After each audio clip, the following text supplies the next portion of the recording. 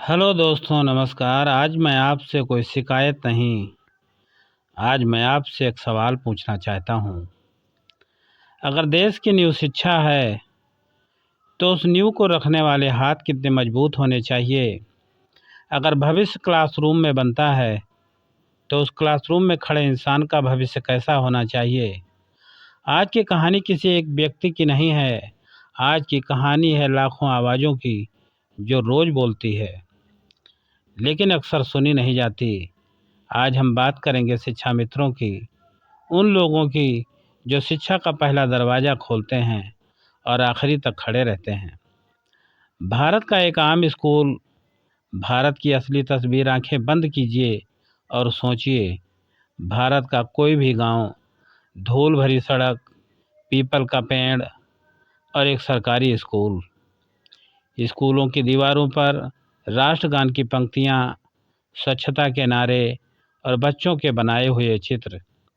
सुबह की धूप में एक इंसान ताला खोलता है, वो शिक्षा मित्र है। वो सिर्फ दरवाज़ा ही नहीं खोलता, वो हर दिन भविष्य का रास्ता खोलता है। शिक्षा मित्रों की शुरुआत एक समय था जब देश के कई हिस्सों में शिक्षक नहीं थे, लेकिन बच्चे थे। सपने थे, लेकिन रास्ते नहीं थे।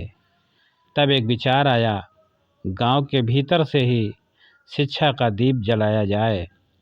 स्थानीय युवा, स्थानीय भाषा, स्थानीय समझ, यहीं से जन्म हुआ शिक्षा मित्रों का। ये सिर्फ नियुक्ति नहीं थी, ये एक विश्वास था कि समाज खुद अपने बच्चों को पढ़ाएगा। तब और अब आंकड़ों की कहानी सुनिए, शुरुआत से अंत तक क्या हुआ। शिक्षा मित्रों का मानदेय लगभग 2000 और नियमित शिक्षक की सैलरी लगभग 4000। फर्क था, लेकिन दूरी नहीं थी।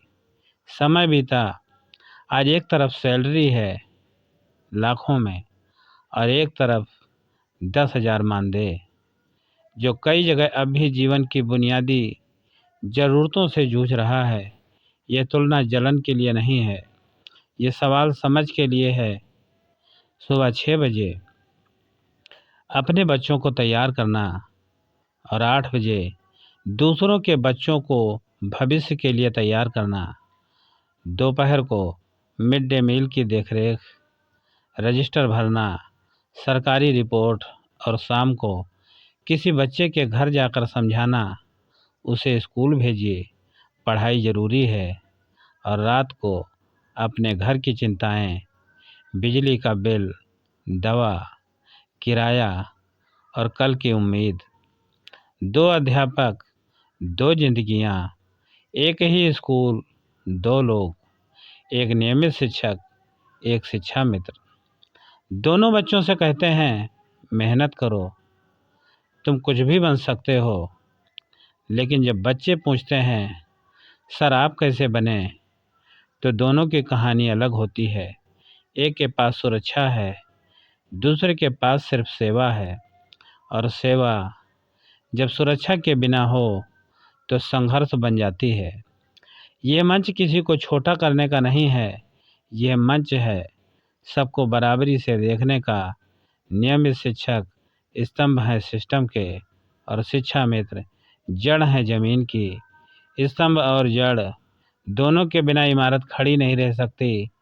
लोकतंत्र में आवाज़ ही ताकत होती है। कागज़ पर लिखी नीति तब बदलती है जब ज़मीन पर खड़े लोग बोलते हैं। यह बोलना नारे नहीं, संवाद नहीं, यह मांग लड़ाई नहीं, भागीदारी है। भागीदारी एक बेहतर शिक्षा व्यवस्था की। दुनिया के कई देशों में शिक्षा सहायकों, पैरा टीचर्स और कम्युनिटी एजुकेटर्स को सिस्टम का हिस्सा बनाया गया है। उन्हें ट्रेनिंग मिलती है, सुरक्षा मिलती है, आगे बढ़ने का रास्ता मिलता है।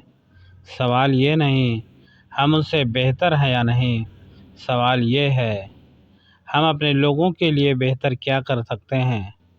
उम्मीद की कहानी, आने वाला कल। कल्पना कीजिए, एक दिन शिक्षा मित्र कहे, आज मैं सिर्फ पढ़ा नहीं रहा, आज मैं सुरक्षित भी हूँ। वो दिन जब एक शिक्षक अपने बच्चे से कहे, तुम बड़े अफसर बनो और याद रखना, तुम्हारा पापा भी देश का भविष्य बनाता था। सरकार और समाज से सीधी सम्मानजनक अपील, ये कोई विरोध नहीं है, यह एक निवेदन है, ये कोई आरोप नहीं है, ये एक सुझाव है। आइए हम मिलकर ऐसा सिस्टम बनाएं जहां शिक्षा देने वाला खुद असुरक्षित ना हो। देश के नाम, देश सड़क और इमारतों से नहीं बनता, देश उन क्लासरूम से बनता है जहां एक शिक्षक एक बच्चे को सपना देखना सिखाता है। अगर आप मानते हैं कि शिक्षा मजबूत होनी चाहिए, तो शिक्षकों की आवाज़ भी मजबूत होनी चाहिए।